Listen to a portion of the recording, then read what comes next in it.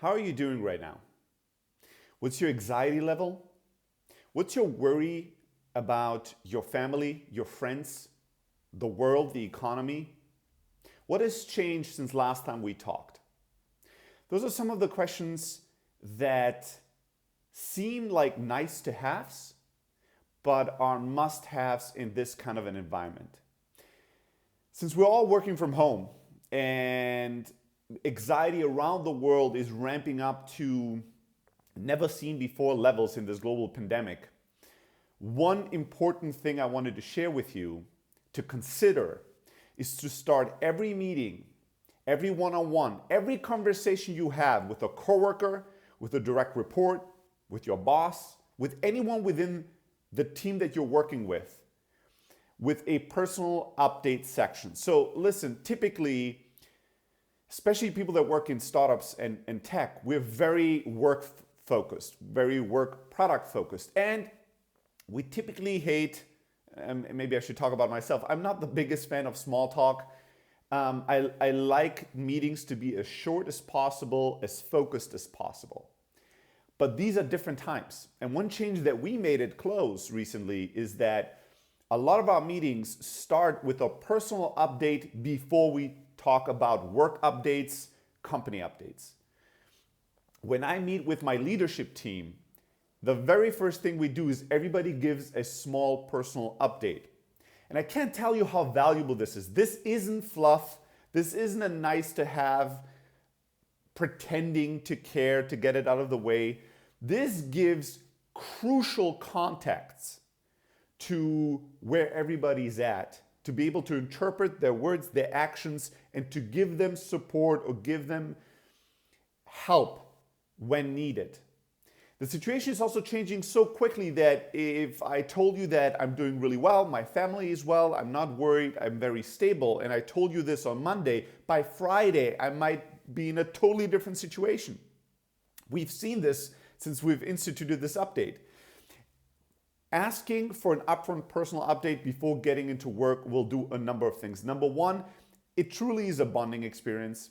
Number two, it allows people to verbalize and externalize some of their internal pressures and worries in ways that gives instant relief. Number three, it allows people to see, shit, I'm not the only one. Like one thing that we noticed and we've been surprised about is how many of us are not really worried about ourselves or even our immediate families, our children, our partners. But the biggest worries are the more extended family, our parents, our cousins, people that we truly care about that we feel are unprepared or at a higher risk group.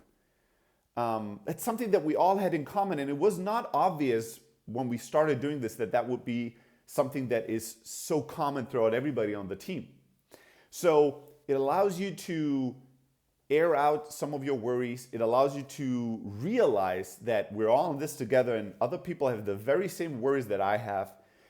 It allows each other to understand each other better and to humanize each other. It's not just about work. It's not just my boss talking to me right now. It's another human being who's going through this crisis just like I have to. And then it sets the foundation to talk about work in a way that's more stable, more calm, and more focused, because we're not pretending during these 30 minutes that everything else that's going around in the world isn't happening and doesn't matter. We're not creating this sterile and unhuman-like bubble called work that has nothing to do with everything else that's going on in our personal lives and in the world at large. The world, the economy, our cities, our families are impacting us right now much more so than usually, or at least we're much more aware of that impact. We feel it much stronger. So it will impact our work. It will impact the way we think about work. So we need to integrate ourselves more fully during these times. And what we have done and seen tremendous impact, positive impact, is starting every meeting, every sync up, every call with a small personal update. Even if you have 2 calls a week, do a quick update. Since last time we talked, nothing has changed. Since last time we talked, I'm actually a bit more calm because of X. Since last time we talked, I'm much more worried because Y. Sync up, catch up, connect before you step into talking about work. And one thing that I've been asking everybody at the Close team to do every single day is to check in with each other more frequently. When we are worried, when we are at our worst, when we're overwhelmed, when we are afraid, most of us tend to retreat and go quiet. And when you work from home, you're flying blind. You cannot see that somebody's really struggling.